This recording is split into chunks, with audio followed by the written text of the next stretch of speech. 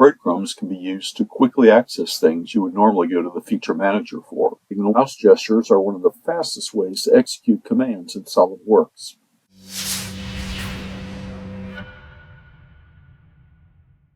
If breadcrumbs are turned on when you select something on the screen, they appear in the upper left corner of the graphics area. There's a hierarchy of what's selected, from the sketch, to the feature, to the body, to the part, and in an assembly to the mates. Selecting an item in the breadcrumbs presents the same commands that would appear if you picked that item in the tree. Breadcrumbs are first introduced, the keyboard shortcut, the letter D was introduced. It brings the breadcrumbs to the cursor. That's convenient if you're planning to use breadcrumbs. Later, an option was added to automatically do that. Show breadcrumbs at mouse pointer.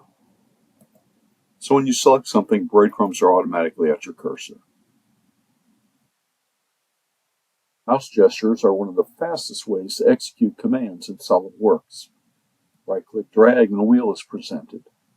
Pass over an icon and it does that command. Mouse gestures are modal, and we get a different set of commands depending on whether we're in a part, assembly, drawing, or sketch. For example, in a sketch, we get a set of sketching commands.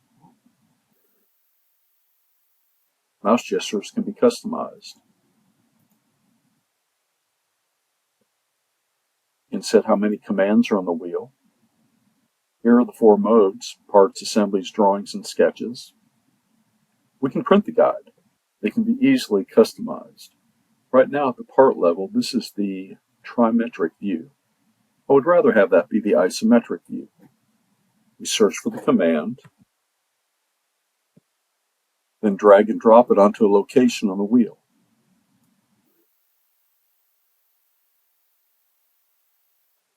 Now we can quickly get back to an isometric view. Thank you.